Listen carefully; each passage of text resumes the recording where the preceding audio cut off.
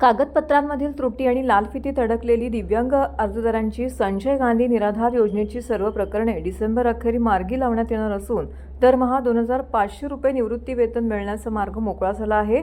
आमदार संजय केळकर यांनी घेतलेल्या संबंधित विभागाच्या अधिकाऱ्यांच्या बैठकीमध्ये हा महत्त्वपूर्ण निर्णय घेण्यात आलेला आहे. जनसेवकाचा जनसंवाद या कार्यक्रमात आमदार संजय केळकर यांना विविध समस्यांची निवेदनं प्राप्त झाली. सुमारे 55 दिव्यांग बांधवांनी केळकर यांची भेट घेऊन संजय गांधी निराधार योजनेअंतर्गत पेन्शन योजनेचा लाभ मिळण्यास अडचण येत असल्याची तक्रार केली होती. केळकर यांनी या संबंधित विभागाच्या अधिकाऱ्यांना आमंत्रित केलं होतं. दिव्यांग बांधवांनी या योजनेचा लाभ घेण्यासाठी सादर केलेल्या कागदपत्रांमध्ये त्रुटी काढण्यात आल्या आहेत. तसेच लालफितीच्या कारभारामध्ये त्यांची प्रकरणे रखडलेली असून राज्य शासनाच्या या महत्त्वाकांक्षी योजनेचा लाभ मिळत नसल्याबाबत यावेळी चर्चा करण्यात आली. ही सर्व प्रकरणं आवश्यक दुरुस्त्या करून 30 नोव्हेंबरपर्यंत मंजूर करण्यात येतील आणि डिसेंबरमध्ये या योजनेचा लाभ दिव्यांगांना मिळेल असा निर्णय अधिकाऱ्यांनी घेतला. त्यामुळे शेकडो दिव्यांग बांधवांना निवृत्ती वेतन मिळण्याचा मार्ग आता मोकळा झालेला आहे. याबाबत केळकर यांनी म्हटले की राज्य शासनाच्या अनेक योजना पुढे येतात, पण अंमलबजावणी करण्यासाठी पाठपुरावा करावा लागतो, तेव्हा त्यांचा लाभ नागरिकांना मिळतो. दिव्यांगांची रखडलेली प्रकरणे मंजूर करण्यासाठी विशेष बैठक बोलावून हा प्रश्न मार्गी लावला आहे. अनेक विषयांच्या बरोबर दोन महत्त्वाचे विषय या ठिकाणी आले होते. जे दुर्लक्षित आहेत, वंचित आहेत अशी लोक या ठिकाणी त्यांना न्याय मागण्यासाठी येतात. ही देखील एक समाधानाची गोष्ट आहे आणि त्यांना मिळतोय.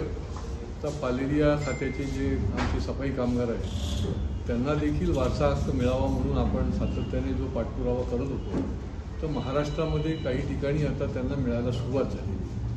सुरुवात जी आहे ती आम्ही केली आहे आणि त्याच्यामुळे पुण्याला अशा प्रकारचे जे कामगार आहेत निरनिराळ्या खात्यामधले पण सफाई कामगार जे घाणीत काम करतात असे, तर त्यांना आता वारसा हक्क मिळण्याचा निर्णय झाला आहे. ठाणे महापालिकेमध्ये देखील करण्यासंबंधी आता पुढच्या काळामध्ये आम्ही पाठपुरावा करणार आहोत. महामुंबईमध्ये देखील मुंबई महापालिकेच्या देखील आयुक्तांच्या बरोबर आम्ही मीटिंग घेऊन तेही कामगार आले होते, तर त्यांच्याकरता देखील आम्ही करण्याचा आमचा ठरलेला आहे. बाकी SRAमध्ये फसवणूक, पात्र अपात्र, सायबर गुन्हे हे फार वाढलेले आहेत आणि त्याच्यामध्ये देखील फसवणूक झालेली लोक या ठिकाणी आलेले होते. एक नालासोपारावरनं बिल्डिंग जी आहे ती पाडून टाकली, परंतु 10 वर्ष झाली त्यांना घरच मिळालेली.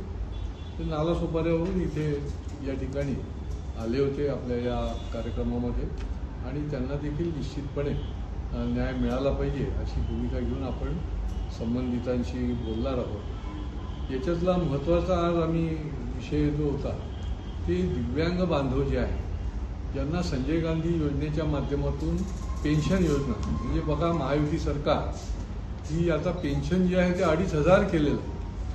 म्हणजे इतकं ते पेन्शन तिपटीने वाढवलेलं आहे. पण त्यांच्यापर्यंत पोचण्याकरता जी यंत्रणा आहे, कागदपत्र आहे, अनेक गोष्टींची अडचणींना त्यांना सामोरं जायला लागतं. म्हणून आम्ही या ठिकाणी संजय गांधी निराधार योजनेच्या अधिकाऱ्यांनाच या ठिकाणी बोलवलं. त्यांनी त्यांना मार्गदर्शन केलं आणि या 30 तारखेपर्यंत जेवढे म्हणून प्रलंबित अर्ज आहे त्यांची सगळी कागदपत्र पूर्ण करून डिसेंबरमध्ये त्यांना ही पेन्शन योजना दिव्यांगांना लागू झाली पाहिजे अशा प्रकारचा आम्ही संकल्प केला आहे आणि अधिकाऱ्यांनी ते देखील मान्य केलेलं आहे. आणि त्यामुळे अशा प्रकारचे योजना निर्माण होतात. शासन योजना जी आहे ती सर्वांच्या करता करते, परंतु प्रत्यक्ष त्याची अंमलबजावणी करता देखील आपल्याला वेगळे प्रयत्न करायला लागतात आणि त्या निमित्ताने देखील हे प्रयत्न आपण केलेले आहेत. कालच शासनाने जी रजिस्ट्रेशनच्या करता जे आमचे गरीब कुटुंबीय राहतात, जे BSUPमध्ये GNRUMमध्ये, त्यांना लाखो रुपये मुद्रांक शुल्क परवडत नाही, तर त्यांना आपण न्याय मिळवून दिला होता. कारण आपण 2018 पासून त्याचा पाठपुरावा करत होतो. शासनाने ते मान्य केलं. तीही मंडळी या ठिकाणी धन्यवाद द्यायला, आभार मानायला या ठिकाणी आली होती.